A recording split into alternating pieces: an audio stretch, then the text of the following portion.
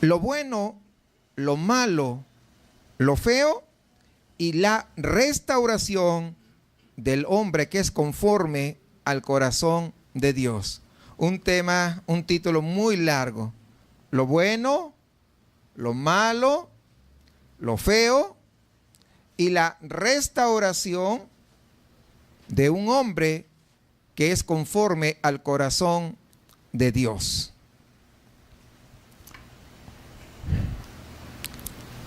Este segundo libro de Samuel es una continuación del primer libro. Ya les había explicado que este libro inicialmente en la Biblia hebrea pues no está dividido,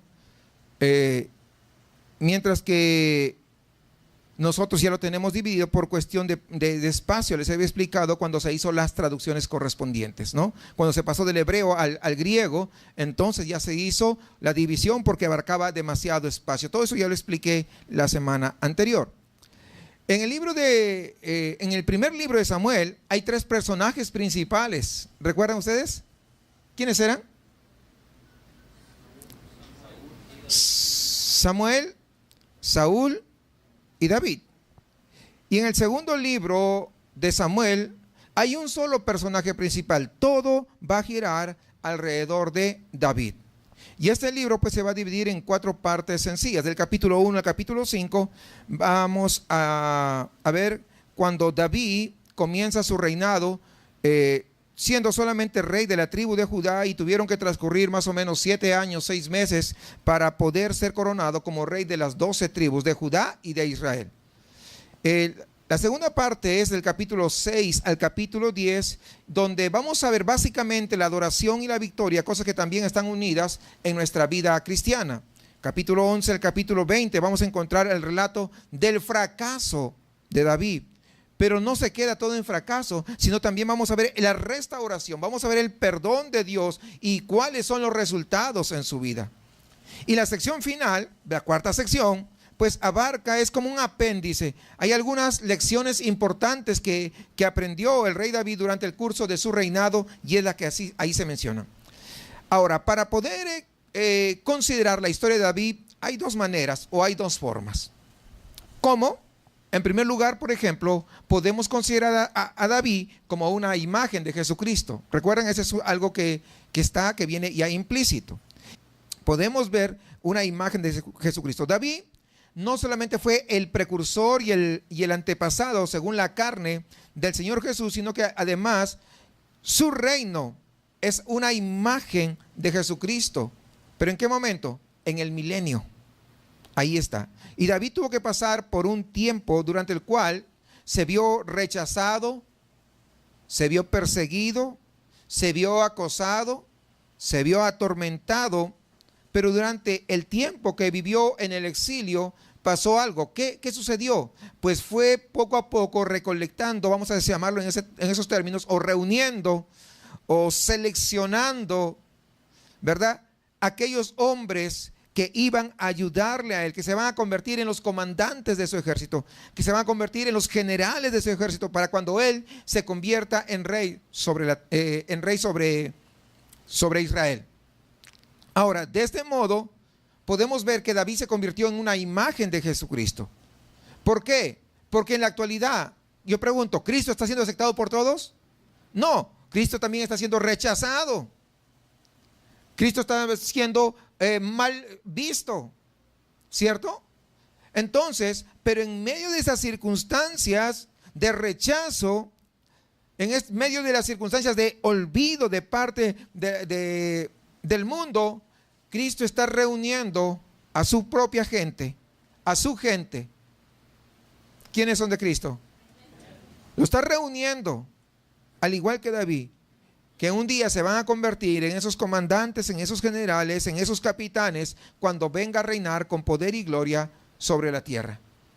¿Se dan cuenta? O sea, ahí vamos viendo la figura. Y Cristo, pues ya sabemos nosotros que va a venir para poder establecer su reino, para gobernar y con justicia, como dicen las Escrituras, y David, pues es una imagen de esto. Pero no solamente David es una imagen de Jesucristo, David también es una imagen de cada uno de los creyentes, de cada uno de nosotros en particular. Solamente leyendo el libro de 2 Samuel, desde esta óptica, desde esta perspectiva, es que va a cobrar vida y va a ser más significativo para nosotros.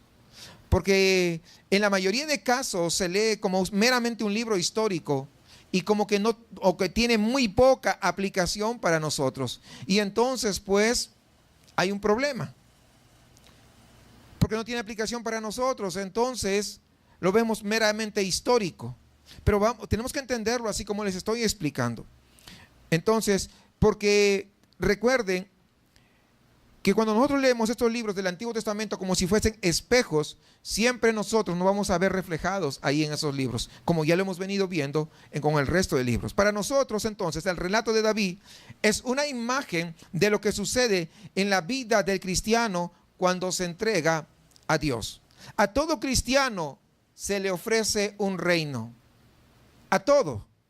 De la misma manera que se le ofreció a David. Y este reino, ¿saben cuál es el reino que le ha ofrecido a cada uno de los cristianos? El reino de su propia vida.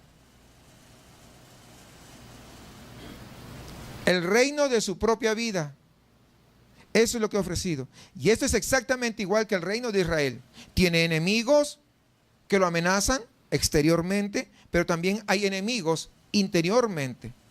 Los reyes de Israel no consiguieron nunca librarse de los filisteos, de los amonitas, de jebusitas, de los pericitas y otros hitas que habían por esos días, ¿no? Entonces, son una imagen de los enemigos que vamos a tener, que van a tratar de minar, que van a tratar de derrocar, ¿verdad?, el dominio que Dios desea que nosotros tengamos mientras aprendemos a reinar en la vida por medio de ¿quién? De Jesucristo, exactamente. ¿Cuáles son los enemigos? David tenía esos enemigos, pero ¿cuáles son nuestros enemigos? Nosotros no tenemos a los jebusitas, por ejemplo, ¿no? ¿Sabe cuáles son los enemigos? Los enemigos se llaman celos. Los enemigos se llaman envidias. Los enemigos se llaman lujuria. Los enemigos se llaman amargura.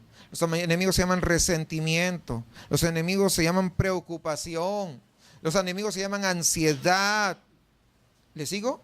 Bueno, y todos esos, pues ya usted sabe. ¿Sí entiende, no? Que tenemos enemigos propios que nos afligen en nuestro diario caminar. Y al ver cómo Dios hace que David se encuentre en la situación de reinar sobre su reino, veremos además entonces cómo el Espíritu Santo está obrando en nosotros de tal manera que podamos encontrarnos en la situación que llegue a poder o que podamos llegar a reinar en nuestra vida gracias al poder de Jesucristo. Recuerde lo que dice el apóstol Pedro, que nosotros tenemos poder de parte de Él y tenemos promesas extraordinarias por la cual a nuestra fe podemos añadirle ¿qué? Virtud. A la virtud, conocimiento. ¿Recuerdan todo eso? Lo hemos visto. Entonces, pero lo podemos hacer por el poder de Dios. Y eso vamos a lograr hacerlo por el poder de Dios. No es por nuestro poder. El problema es que a veces nos olvidamos de eso. Y cuando nos olvidamos de eso y las cosas no nos van como pensamos, entonces nos agüitamos. Entonces queremos echar todo por la borda. Pero por eso dice que el Señor nos ha dado promesas. Entonces acá podemos ver una imagen exacta entre la vida del creyente y también la vida de David. ¿Cuántos tienen enemigos? ¿Sí? No hablo de su esposo ni de su esposa. Ya los mencioné. Y a David se le llama en el Antiguo Testamento, ahí en 1 Samuel, que lo vimos ya la semana pasada, ¿sí? Un hombre según el corazón de Dios. De la misma manera, el rey Saúl, el primer rey de Israel, podríamos llamarle un rey semejante a las naciones del mundo. Es lo que vemos en Saúl, ya lo hemos explicado. Saúl, como aparece en el primer libro de Samuel, representa ¿a quién? Al hombre carnal. Mientras que David representa ¿a quién? Al hombre espiritual. Y el hombre carnal, que es representado por Saúl, pues intenta complacer por medio de sus propios esfuerzos a Dios. Intenta complacer con sus buenas intenciones, con sus esfuerzos sinceros por ser religioso. Pero con todo y eso, ¿sabe qué? Todo se viene abajo. Y nunca le funciona, porque lo está haciendo ¿qué? Con sus propias fuerzas. Ese es el asunto. Muchas veces, pero es que yo quiero hacer esto para Dios y no me funciona. Lo estás haciendo con tus fuerzas. Espérate, comienza a meditar, busca dirección de Dios. Algo no estás haciendo bien. ¿Sí captan la idea? Es lo que vemos aquí. La vida cristiana, hermanos, no solamente es una burda imitación de la vida de Jesucristo, tiene que ser algo muy real. Debemos permitir que Cristo realmente viva en nosotros. Como el apóstol Pablo dijo, ya no vivo yo, mas Cristo vive en mí. Pero cuando vienen los primeros latigazos, ya no. Y a Pablo le cayeron latigazos, ¿no dice eso? Es decir, tiene que ser una vida real, no de labios hacia afuera. Eso es lo que tenemos que entender. Es decir, debemos permitir que Cristo verdaderamente sea reflejado en nuestra vida. Entonces, ya sabemos, Saúl es la imagen de la vida carnal y sus esfuerzos por imitar la vida auténtica. Pero David es la imagen del hombre que es conforme al corazón de Dios. Un creyente en el cual mora el Espíritu de Dios, que está abierto a ser instruido por el Espíritu y al que se le enseña a andar conforme al Espíritu Santo. Y eso tiene que ser nuestra vida. Por eso les decía que David no solamente es una imagen de Jesucristo, sino también es una imagen del creyente en estos momentos, en estos tiempos. Así que la primera parte de este segundo libro de Samuel comienza pues con la muerte de Saúl, el hombre carnal. Cuando murió Saúl, entonces recién David fue libre para ser el rey sobre toda la tierra. Cuando dice sobre toda la tierra, no significa que fue rey de México también, ¿no? Significa que fue rey de Israel, ¿no? Primero empezó con Judá y luego 7 años, 6 meses después fue también de la otra parte de Israel. Así que aplicando esto, cuando murió Saúl, recién David fue libre para ser rey sobre la tierra. Si esto, escúcheme bien, porque esto tiene una aplicación. Y acá viene la aplicación, que quiero que usted esté atento y que esté atenta. Si aplicamos esta situación a nuestra vida, esta es la imagen del momento en que nosotros nos enfrentamos por fin con toda la verdad de la cruz de Jesucristo, que hace que el viejo hombre, ¿qué cosa? Muera. Y pone fin al reinado de la carne que representa ¿a quién? A Saúl. Y cuando por fin entendemos que Dios está hablando en serio, es cuando nosotros nos hemos sido separados definitivamente de la vida de Adán y nos hemos unido ¿a quién? A Jesucristo. El hombre viejo ha sido crucificado con Cristo, ha sido clavado en la cruz y ya no tiene derecho para vivir. Y es entonces cuando nosotros nos encontramos en la misma situación que se encuentra David, ahí en el segundo libro de Samuel. Entonces recién tenemos libertad para reinar porque el rey Saúl ha muerto. ¿Sí comprende eso? A menos que la carne no muera, no vas a poder reinar sobre tu misma vida. Hagas lo que hagas.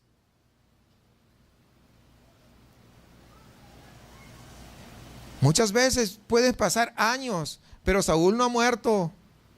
Y el problema es que cuando uno muere, comienzas.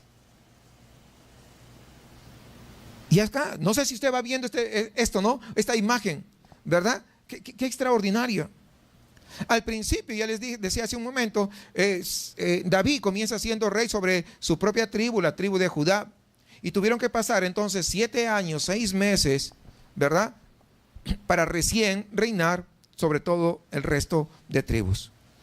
¿En dónde reinaba? En Hebrón. Hebrón se encuentra al sur realmente, ¿verdad? Durante todo ese tiempo que pasó, los 7 años, 6 meses, hubo una lucha entre la casa de David y la casa de Saúl. Es decir, en otras palabras, ¿qué quiere decir? Saúl había muerto, pero todavía seguía habiendo lucha entre la casa de David y la casa de Saúl. Fíjese. ¿Qué indica esto? que no es nada fácil hacer morir la carne. ¿Cuántos están de acuerdo en eso? ¿Por qué? Porque no está dispuesta a dejar de reinar. La carne no quiere dejar de reinar. La carne quiere seguir reinando sobre nosotros. ¿O no es cierto? Pues entonces se produce una lucha bien fuerte. Se nos dice por fin que David se encuentra en la situación que es reconocido sobre las 12 tribus, y en ese momento tiene derecho a asumir ese privilegio real dada por Dios para que reine sobre toda la tierra en ese momento. En el capítulo 6 vamos a encontrar los resultados de la vida de David cuando llega a esa plenitud del reino. Su primera preocupación, ¿saben cuál es? Es traer el arca de Dios de retorno. Recordando que en el primer libro de Samuel leímos cómo los filisteos se habían apoderado del arca del Señor. Lo habían cogido, lo habían intentado llevar a su templo, pero cuando el arca de Dios dice que se encontraba ahí junto a ese dios Dagón, ese es un dios grotesco, el dios pez, ¿verdad? Así, la forma, ¿no? Con esos ojos, ya se imagina, con esos ojos saltones ahí que todo el mundo le tenía miedo. Entonces dice que ese dios que daba miedo a los hombres, pero no al Todopoderoso, dice que ese Dios no pudo soportar, entonces se cayó y se partió el cuello. Ustedes ya saben toda esa parte, no lo voy a hacer muy explícito. Entonces, ¿qué pasó? Los filisteos se dieron cuenta, hoy no podemos salirnos con las suyas, ¿qué pasa? No podemos conservar el arca de Dios aquí, de modo que le enviaron, dice, a otra ciudad donde permaneció hasta que David fue hecho rey. Y cuando se convirtió en rey de las 12 tribus, entonces su primera preocupación, dijo, voy a traer ¿qué cosa? El arca. Voy a traer el arca de vuelta. Pues hay que recuperarla, no puede seguir allá. Así que voy a hacer que el arca sea el lugar central de la nación de Israel. El arca representaba la presencia misma de Dios. ¿Recuerdan ustedes eso? No se olviden. Entonces, ¿qué significa eso para nosotros? Cuando usted se dio cuenta por primera vez que Jesucristo tenía el derecho de reinar como Señor sobre todos los aspectos de su vida, cuando usted le entregó todo de su vida, usted no sintió el deseo de que sea Cristo el que ocupase ese lugar preponderante en usted. ¿Quería eso, sí o no? Si usted no lo ha querido nunca, pues está en graves problemas. Señor, ahora sí me rindo. Y es lo que representa el deseo de David, de traer de nuevo el arca para que siga siendo el centro de la adoración, el centro del pueblo, así como nosotros cuando nos damos cuenta que hemos verdaderamente muerto a todo por completo, ¿verdad? Allá que toda nuestra carne ha sido crucificada, entonces anhelamos que verdaderamente Cristo gobierne nuestras vidas. El arca era el centro de todo, ¿recuerdan? Eso es todo. Entonces David, ¿qué hizo? Mandó construir una carreta nueva, ustedes ya lo saben, tirada por bueyes, y colocó el arca, dice, en el centro de ella, volviendo pues acompañado todo el pueblo, ¿no? Cantando, regocijándose alrededor del arca. Y fue un momento de completa dedicación, una devoción entusiasta, una devoción, sincero, ¿verdad? A Dios. Todos esos actos eran sinceros, pero entonces sucede algo terrible. Al ir arrastrada el arca encima de esa carreta, dice que los bueyes tropezaron y el arca comienza a temblar. Y comienza a menearse, parecía que se iba a caer. Ustedes ya saben toda esa historia, lo hemos leído. Y un hombre llamado Usa, que se encontraba junto a la carreta, ¿qué hace? Pues extiende la mano con la intención de estabilizar el arca, que no se vaya a caer, es el arca de Dios. Pero en el momento que lo hizo, Dios lo destruye con un rayo y cae muerto. David, ¿qué hace? Se queda estupefacto. No sabe qué hacer, se queda triste. Es lógico, el ambiente pues de la tragedia, de toda la algarabía y todo, que el arca regresaba. Ahora era tristeza. Ahora tenían cara de tragedia todos. Se desapareció el gozo, desapareció el regocijo, se desapareció esos vivas y todos los demás. David se sintió pues arrastrando la cobija. Y así triste como estaba, simplemente desvió la carreta para que pudiera llevarlo ahí a un lugar cerca. Y llegó, dice, a Jerusalén, se regresó, mejor dicho, a Jerusalén, amargado, resentido, porque ¿cómo es posible que hiciera algo así? Y esta era la primera lección que David tenía que ir aprendiendo. Igual que nosotros tenemos que aprender. David dice que temió en gran manera al Señor cuando sucedió esto. Tuvo temor de Dios, pero a la vez se sintió amargado. Pero la verdad, la culpa, ¿de quién fue? Pues de David. La culpa fue de David. ¿Por qué? Porque en el libro de Levítico había instrucciones muy específicas y detalladas de cómo debería transportarse el arca de Dios, que solamente los levitas deberían transportar esa arca. Pero David lo quiso hacer a su manera. Está tan emocionado y lo quiso hacer a su manera. David fue presuntuoso en este sentido, como para dar por hecho que como Dios estaba de su parte, entonces, no, pues yo lo puedo hacer como yo lo voy a hacer y Dios se tiene que agradar porque yo lo estoy haciendo de todo corazón, estoy siendo sincero. ¿Y sabe qué? A Dios le importa un cacahuate la sinceridad. Los católicos son sinceros, ¿sí o no? Sí. Los musulmanes también son sinceros. Los testigos de Jehová también son sinceros. Dios quiere que nos acerquemos de acuerdo a cómo Él ha establecido. Porque a Él le agrada la obediencia. Eso es importante, lo más valioso, lo más importante. Es decir, David tuvo que aprender la amarga lección de que para servir a Dios no basta solamente con ser sincero. Escúcheme bien. Para servir a Dios no basta únicamente con ser sincero. Hay que hacer las cosas como Dios quiere que la hagamos.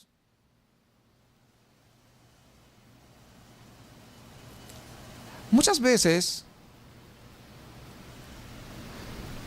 hay gente que, por ejemplo, los que cantan música, vamos a decir, ¿cómo se llama? Un grupillo por ahí, cualquiera. Los mismos ritmos y todo. Y le ponen letra que dice cristiana. Y son sinceros. Pero estaban metiéndole música de segunda. ¿Y qué dice Dios respecto a eso? Ay, sí, pero son bien sinceros. ¿Usted cree que Dios lo va a aceptar? Dios no acepta plata de segunda. Dios desea lo mejor. ¿Cuántos entienden eso? O sea, tengamos cuidado, hermanos. Tenemos que tener bastante cuidado. No, yo voy así, que no sé qué. No, ten cuidado. Si Dios lo manda, hazlo así como Dios manda. Y como tú sabes que Dios ha mandado. Como sabes que Dios ha ordenado. Es probable que alguno de ustedes haya tenido tal vez un proyecto favorito que se sentía usted sinceramente en su corazón que serviría para glorificar a Dios. Tal vez le ha pasado eso. No, con esto, no, el nombre de Dios va a ser exaltado. Hasta es posible que usted encontrase en las escrituras ahí hay un sustento. Mire acá este sustento, esta palabra, mire este versículo, ¿no? Para justificar ese deseo. Y usted estaba tan convencido de que era la voluntad de Dios que eso sucediese, pero Dios simplemente dijo, a mí no me importa eso, no lo quiero. Y todo su proyecto se vino abajo.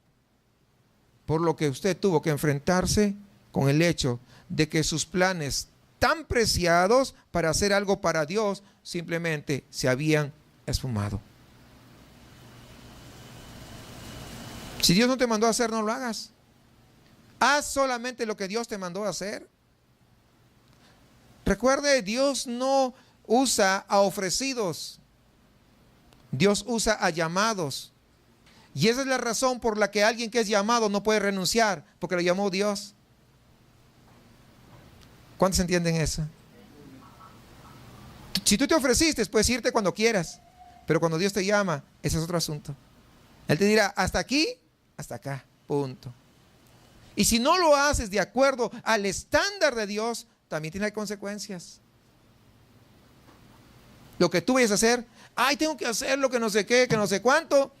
¿Sabes qué? Ya estás descalificada. Cuidado con eso. Entonces David tuvo que aprender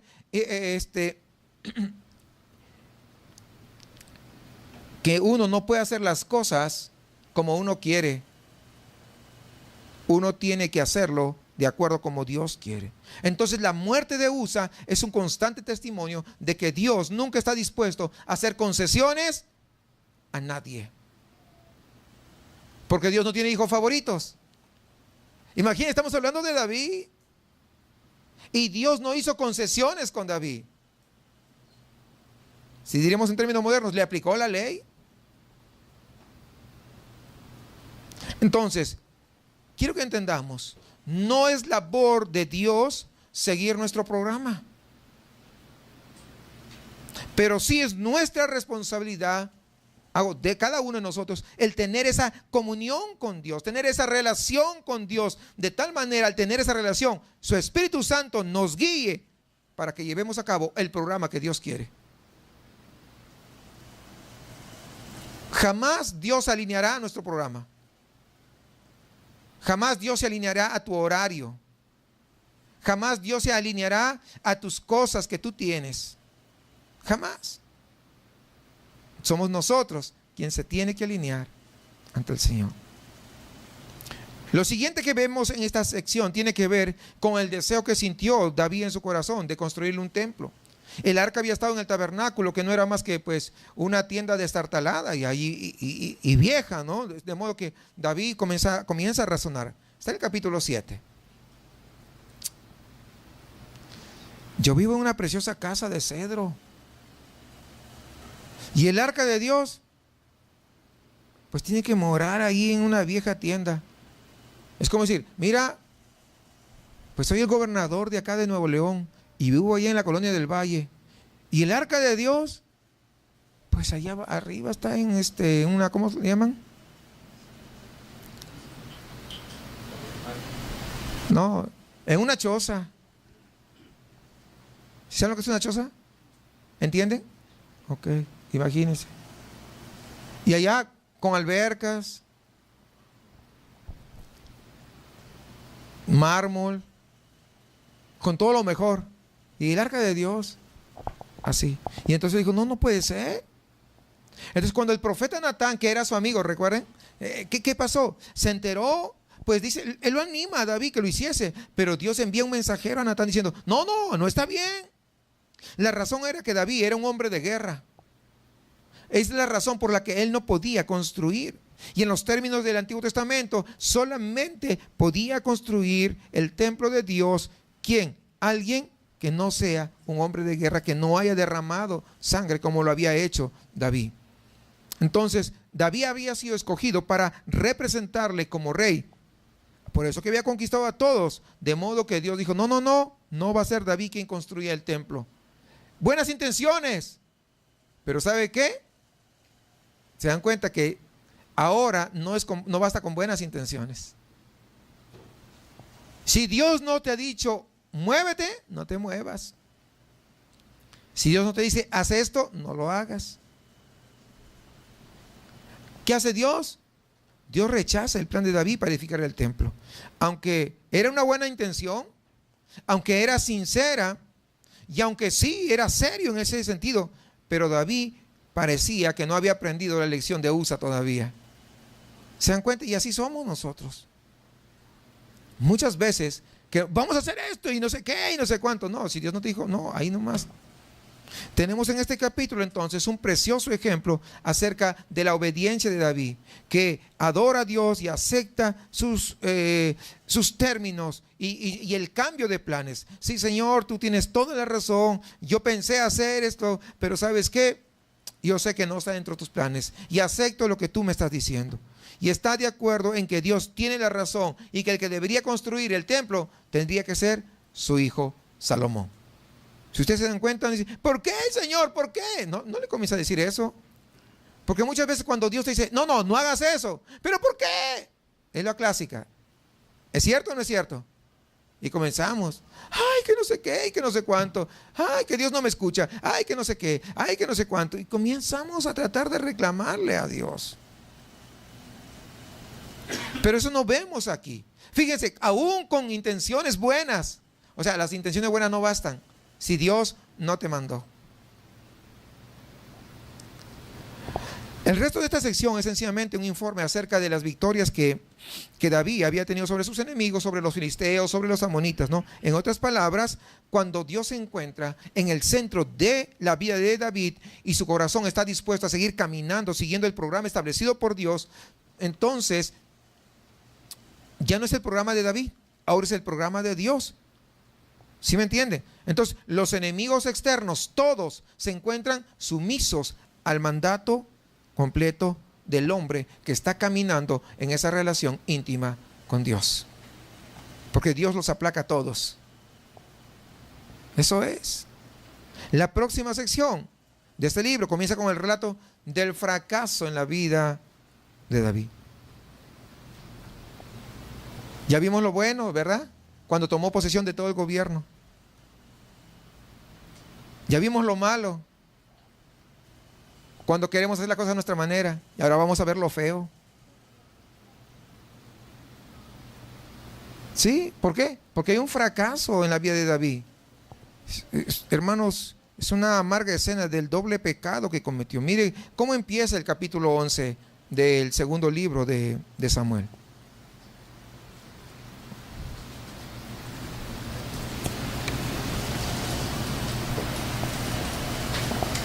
Aconteció el año siguiente, en el tiempo en que los reyes suelen salir a la guerra. Después de la interrupción de la estación del invierno, cuando tenían lugar las guerras, había un momento en que el rey tenía que salir juntamente con sus tropas a las batallas. Pero David dice que envió a Joab, que era su general, juntamente con el resto del ejército. Ellos destruyeron a los hijos de Amón y pusieron sitio a la ciudad de Rabá. Pero David, no, él se había quedado tranquilo allí en Jerusalén. El quedarse allí fue el origen de su fracaso. ¿Por qué? Porque abandonó el lugar de su obligación. Abandonó el lugar donde debería estar. Ahora, no quiere decir necesariamente que estuviese mal, pero al estar ausente del lugar donde pertenecemos es estar expuestos a la tentación. ¿Sí entiende eso? Cuando nosotros no estamos en el lugar correcto que debíamos estar, siempre vamos a estar expuestos a la tentación. ¿De qué tipo? De todo tipo. Lo que viene a continuación en la historia de David se puede contar con 4 sencillas palabras. Vio, envió, investigó y se apoderó. Dice que él estaba caminando sobre la azotea de su palacio, ¿no? Y pues la azotea era bien alta, entonces, y vio ahí a una hermosa mujer que se estaba bañando. Y entonces, ¿qué hizo primero? Vio. Y entonces, wow, dijo, pues, se derritió. Y mandó a buscar información. Ay, ¿quién es? ¿De dónde? ¿Cómo? ¿Por qué? ¿No? Entonces, y aquí tenemos pues prácticamente la reseña de los procesos de la tentación. Ver. Pero no solamente se quedó ahí, sino que mandó a averiguar quién era. Y ya vamos viendo. Cualquier tentación, hermano, que se presente en su vida y en la mía, seguirá también este mismo modelo. Comienza con un sencillo deseo, mirando. Puede tratarse de cualquier cosa, pero el deseo está presente y hay que afrontarlo entonces cuando se manifieste. O bien nos olvidamos de él al llegar a ese punto, o bien se va a convertir en una intención.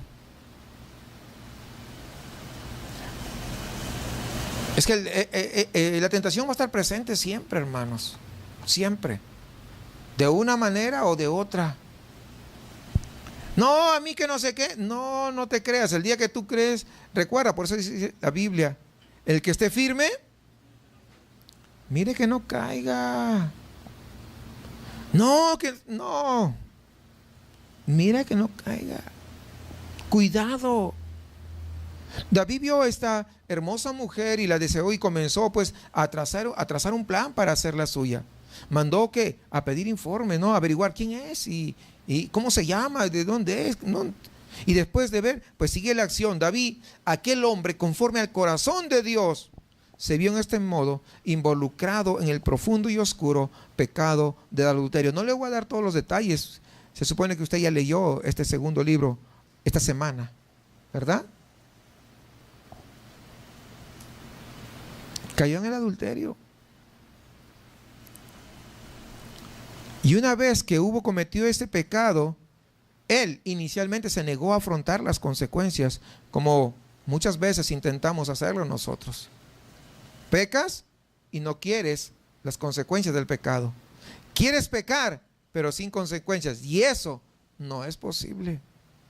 En lugar de él confesar su pecado, en lugar de reconocer que había hecho mal, en lugar de intentar de alguna manera solucionarlo, cometió otro pecado para encubrir el primer pecado.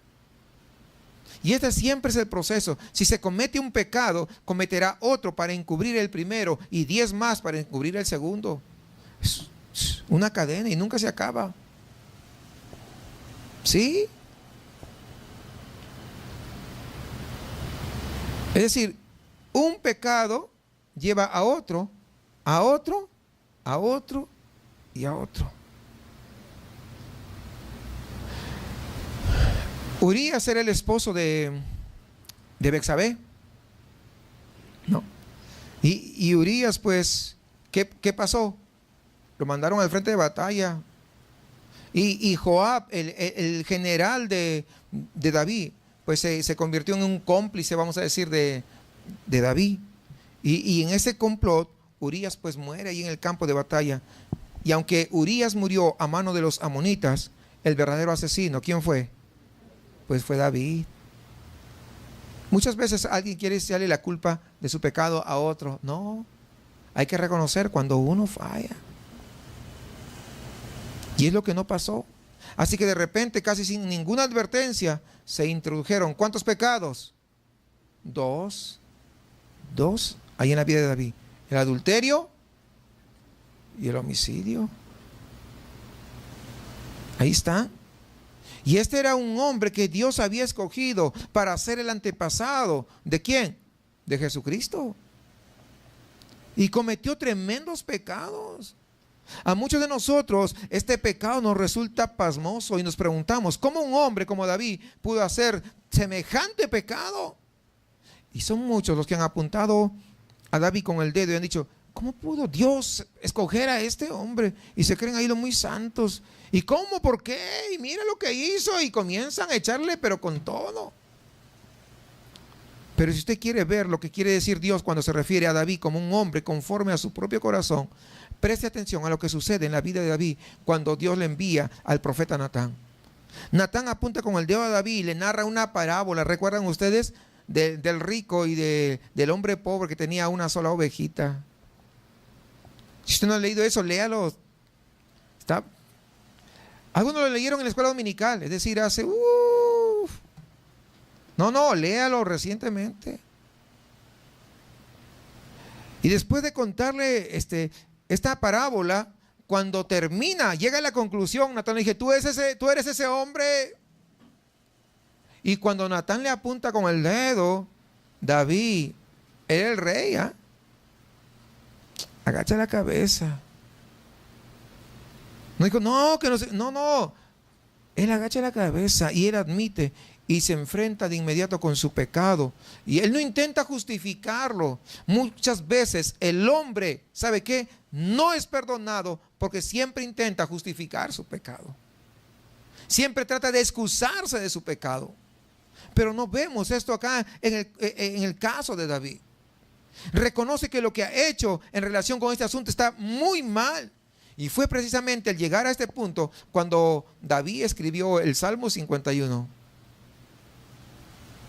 Si usted ha leído el Salmo 51, es precioso. Ahí dice Salmo de David. Y lo dice en qué momento ocurrió. Ten piedad de mí, oh Dios, conforme a tu misericordia, conforme a la multitud de tus piedades. Borra mi rebelión. No dijo tapa, dijo borra. Y tenía un discernimiento, un entendimiento, porque recuerden que los sacrificios que había antes de los animales no borraban los pecados, cubrían simplemente. Pero acá vemos que ella tenía un entendimiento muy claro, ¿no? Apuntando a Jesucristo. Borra mis rebeliones. lávame más y más de mi maldad y límpiame, ¿se dan cuenta? De mi pecado. Porque yo reconozco, ¿qué cosa? Mis rebeliones. ¿Verdad? Y por ahí sigue, no lo voy a leer. Hermanos, creo que todos nosotros hemos leído este salmo en alguna ocasión u otra, cuando a veces nos hemos sentido abrumados por la culpabilidad. Y a continuación encontramos con que los resultados de la vida de David pues están ya narrados en el capítulo 12. Se nos dice que cuando Natán le dijo, tú eres ese hombre, luego le sigue diciendo, ahora pues, porque me has menospreciado y has tomado la mujer de Urías, está hablando del profeta, el Eteo, para que sea tu mujer, jamás se apartará la espada de tu casa. Así ha dicho Jehová. He aquí, yo levantaré contra ti mal en tu propia casa. Ante tus propios ojos tomaré tus mujeres y las daré a tu prójimo, el cual se acostará con tus mujeres a la luz del sol. Y eso fue algo que se cumplió literalmente en Absalón, el hijo de David. Y Natán continúa.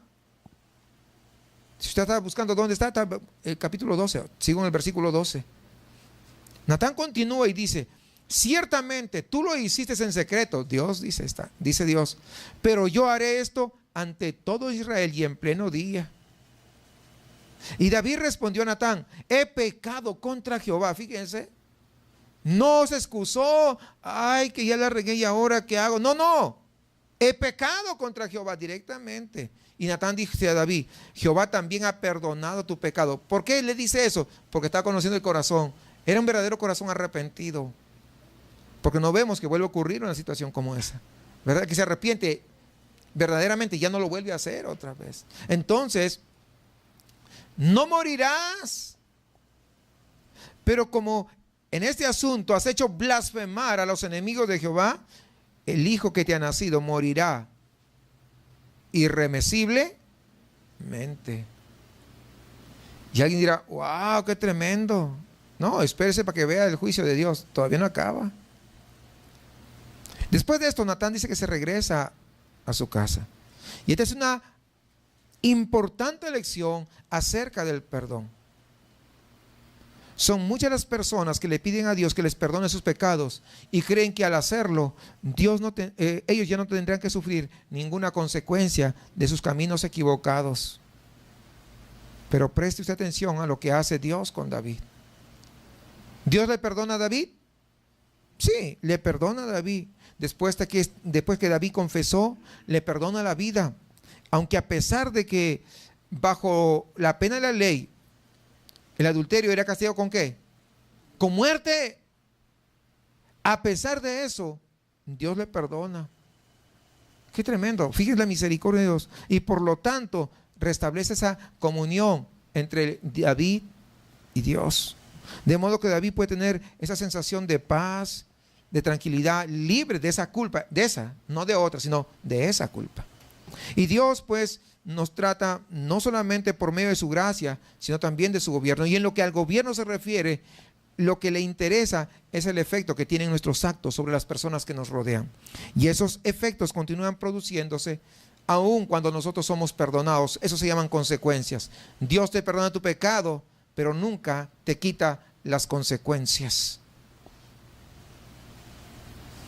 Señor, ¿pero por qué? Bueno, tú cometiste el pecado, no yo, te va a decir el Señor. Pero mira cómo estoy pasándola. Tú te lo buscaste. Yo te perdoné, me pediste perdón, conozco tu corazón, te he perdonado, pero las consecuencias, pues, esas no te las quito. ¿Pero por qué? Para que aprendas. Si yo te las quito, pensarás que soy un facilongo. Así que yo no soy así, ¿verdad? Yo soy un Dios santo. Has ofendido mi santidad. Y ahí tienen que pasar las consecuencias. Muchos quieren escapar de las consecuencias, no van a poder.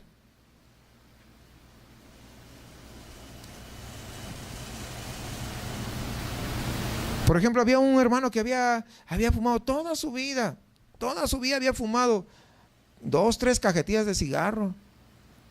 Y ya tenía como 60 años.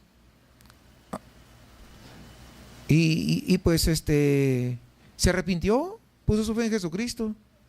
Pregunto, ¿Dios lo perdonó?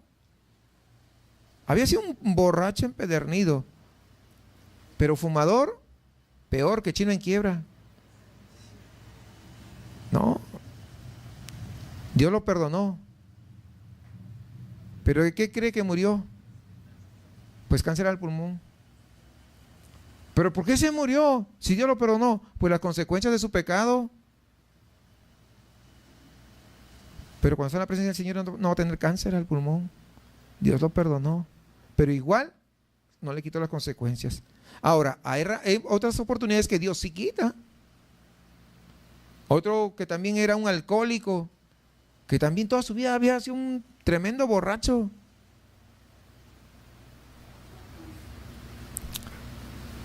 Se arrepintió. Y al poco tiempo también murió. ¿De qué murió?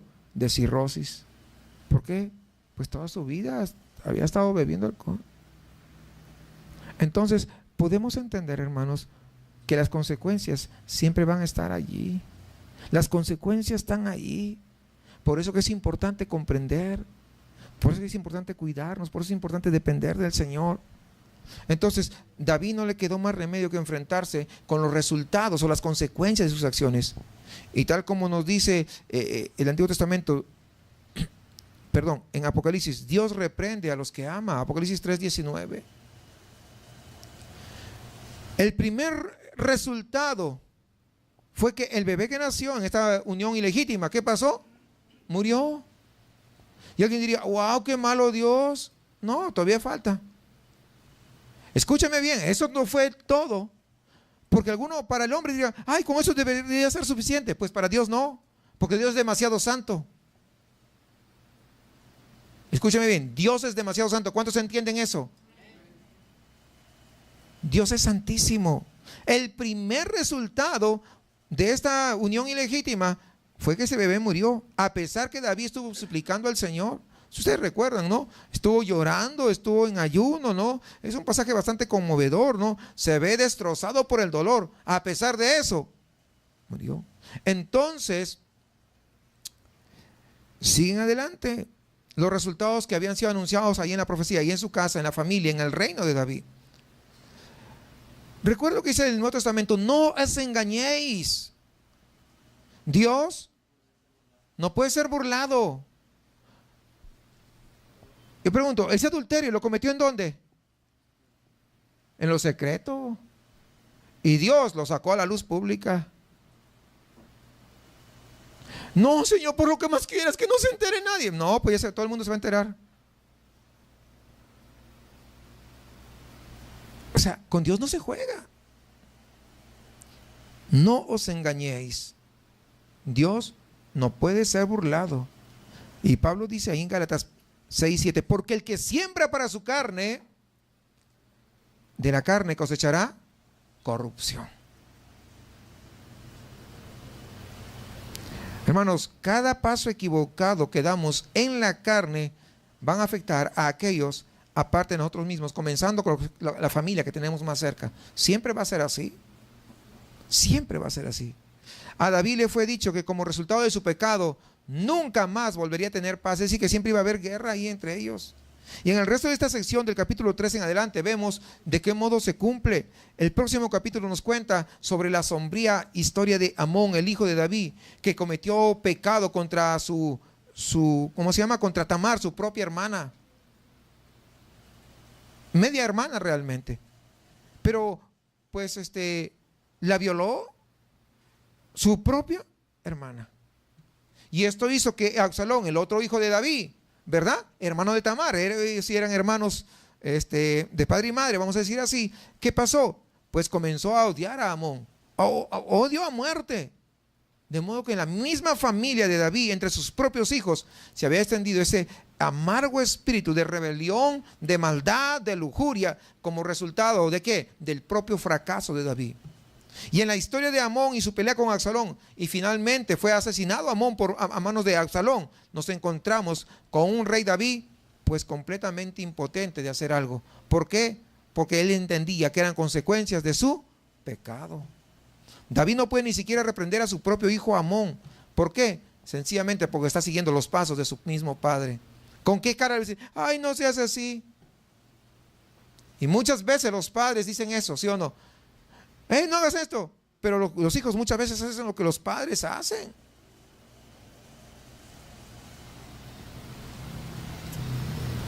Sí, es cierto. Los hijos hacen lo que los padres hacen, lo que las madres hacen. Amón solamente estaba cometiendo aquellos pecados, frutos de la pasión, del que mismo David dio ejemplo al apropiarse de Betsabé, una mujer que no le correspondía. Son consecuencias. Mire, murió su primer hijo. ¿Ahora qué pasó? Pues sus propios hijos, uno abusa de su hija. ¡Qué tremendo! Luego Absalón lo mata a Amón. O sea, imagínense ustedes. Y a continuación leemos acerca de la insurrección de Absalón. Este joven dice que era atractivo, era de grandes habilidades, este hijo de David. ¿Y qué hace?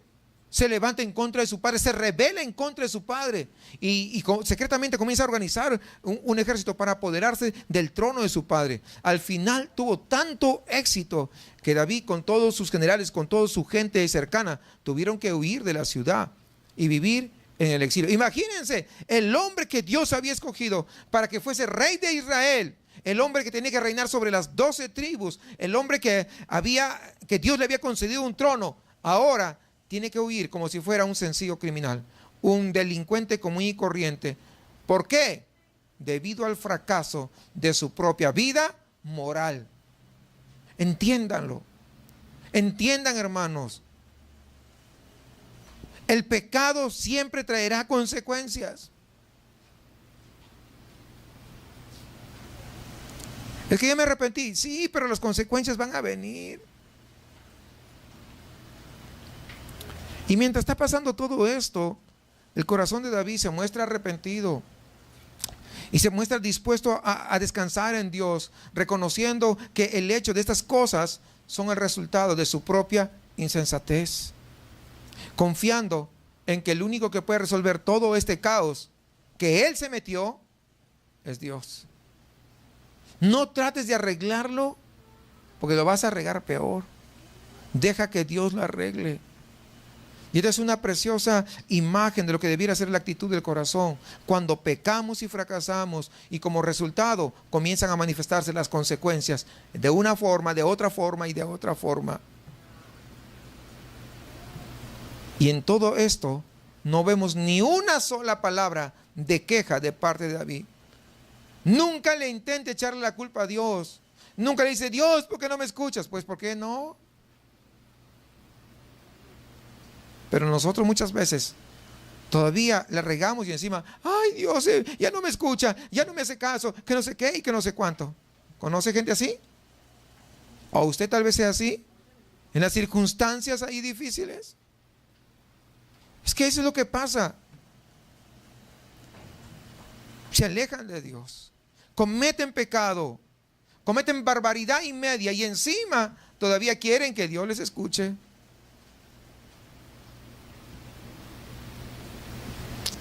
Vemos que David no manifiesta ninguna amargura, sino lo único que hace es reconocer que Dios aún puede solucionar las cosas y lo hace. Eso es, Dios restablece a David al trono y Absalón es derrotado y conquistado por su propia vanidad. Dice que tenía un pelo muy largo, ¿verdad? Entonces está cabalgando y cuando se engancha de las ramas de un árbol y viene Joab, ¿se acuerdan? El general de David. Lo encuentra y ¿qué hace? Lo mata, le da matarini.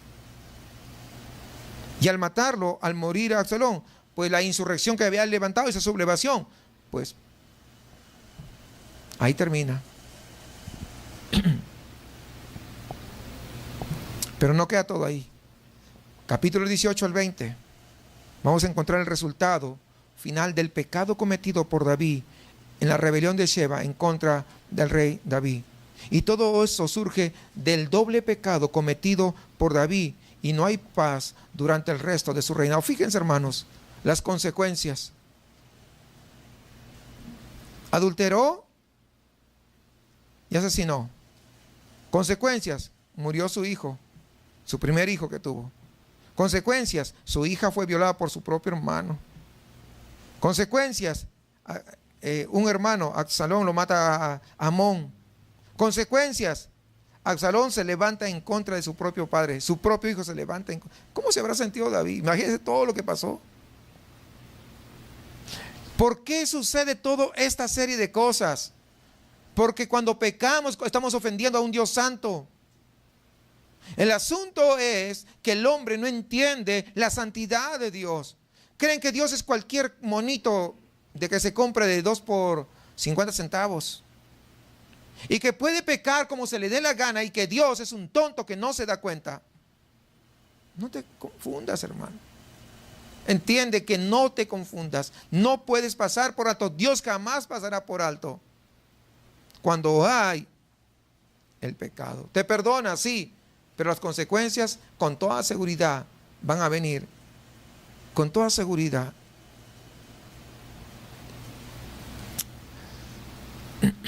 David tiene el perdón de Dios, su gracia para con él. Es restaurado por Dios, recibe bendiciones en su vida personal, pero sigue recogiendo los resultados de su propia insensatez, de su pecado. Cuarta parte final. Ahí tenemos un epílogo en el que se resumen algunas de las lecciones que David ha aprendido durante esos 40 años de reinado. Recuerden, esos son los años que reinó David. Y la primera historia es de los Gabaonitas, que enseña que el pasado se tiene que tener en cuenta. Si hay cosas en nuestro pasado que aún podemos corregir, tenemos la responsabilidad ante Dios de volver atrás y corregirlas. En el relato de los Gabaonitas, David volvió y corrigió algo que sucedió bajo el rey Saúl, pero él no lo corrigió. Por eso que regresa y lo corrige. Como heredero del trono de Saúl tenía que corregir ese error cometido. Muchas veces ocurre en la familia que tenemos resentimiento de repente con nuestros padres porque de jóvenes o de niños abusaron de nosotros. Y nosotros creemos que ya, Señor, perdóname que esto y que lo otro, y con eso ya no. Tienes que ir y retroceder y ir a esas personas a solucionar el asunto.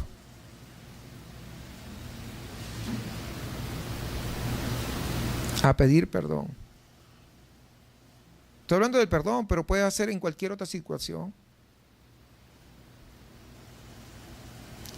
Una tranza que hiciste hace mucho tiempo, pues ve y arregla la situación. Tienes que hacerlo. Es lo que hace una persona que es restaurada, que es perdonada por Dios.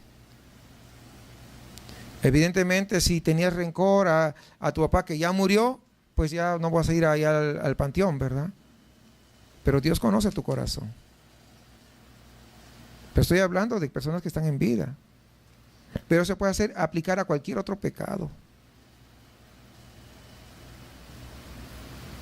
Muchas veces guardamos cosas en el corazón. Y el tiempo me va a hacer olvidar. Muchas veces el mundo dice que el tiempo sana las heridas. Pero la Biblia no dice eso. El que sana tus heridas se llama Jesucristo. Y para que sanen esas heridas, tú tienes que haber perdonado. No hay otra manera, no hay otra forma.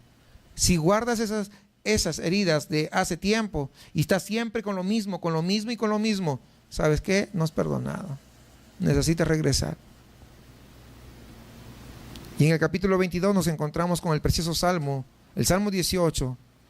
Y la clave de este salmo comienza en el versículo 26, cuando David canta y dice: con el misericordioso te muestras misericordioso. Escúcheme bien, con el misericordioso te muestras misericordioso. E íntegro con el hombre íntegro. Con el limpio te muestras limpio. Y eres sagaz con el perverso. Salvas al pueblo humilde, pero tus ojos humillan a los altivos. Ciertamente tú eres mi lámpara, oh Jehová. Jehová ilumina mis tinieblas. Qué tremendo, hermanos. Con el misericordioso te muestras misericordioso. Muchas veces nosotros no somos misericordiosos, pero sí queremos que Dios tenga misericordia con nosotros. ¿Sabes qué? Dios se va a portar como tú te portas. Entiéndelo. Dios se portará contigo como tú te portas. ¿No lo habéis escuchado? Pues ya lo escuchaste. ¿Dios no te importa? Pues tampoco le vas a importar a Dios. Ahí está, es claro.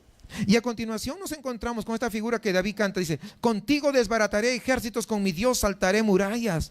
Perfecto es el camino de Dios, probada es la palabra de Jehová. Él es escudo a todos los que en Él se refugian. ¿Qué quiere decir?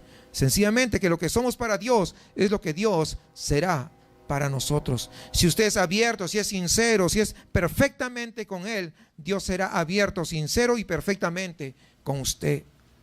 Si usted es retorcido, perverso, engañoso, mentiroso, si usted trata de mentirle a Dios, hará que todas estas circunstancias se conviertan en un engaño y una mentira para usted.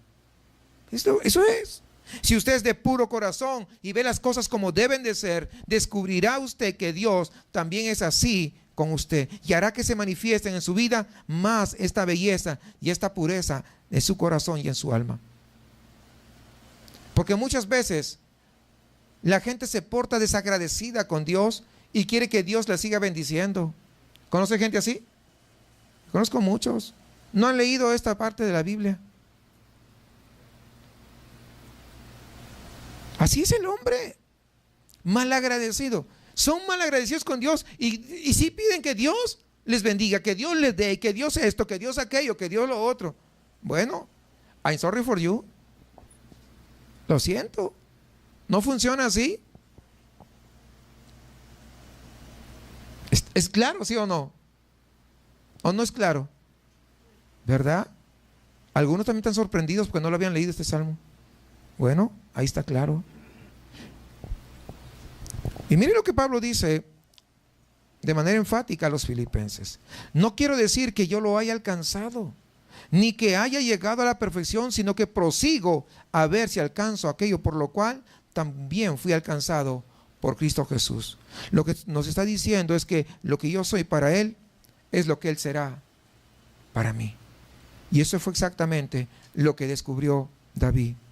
El último capítulo del segundo libro de Samuel, capítulo 24, es el relato del tercer gran pecado que ha quedado constancia en este libro. Al hacer, ¿qué cosa? Un cómputo, un censo allá en Israel. ¿Qué pasó? Dice que cayó una plaga sobre todo el pueblo de Israel cuando David, con su orgullo, comenzó a contar, ¿verdad?, con sus propios recursos, con su aparente poder militar, en lugar de depender de la gracia y el poder de Dios. No dijo: yo, a ver, ¿cuánto tengo de ejército? Comenzó a elevarse, ¿no? Comenzó a, no, yo soy el más poderoso, ¿no? ¿Qué nos enseña esto? Pues nos enseña una gran verdad. Nos enseña algo. Fíjese, mire el tiempo que había pasado. ¿Sabe qué nos enseña esta lección? Porque ya pasó bastante tiempo. Cuando lo leemos de corridito, pues casi no nos percatamos, pero ha pasado muchos años. ¿Sabe cuál es la lección? Pero nos enseña una gran verdad: que nuestra antigua naturaleza siempre está ahí, dispuesta a entrar en acción en el momento en que dejamos de depender del Espíritu Santo. Eso tenemos que entender.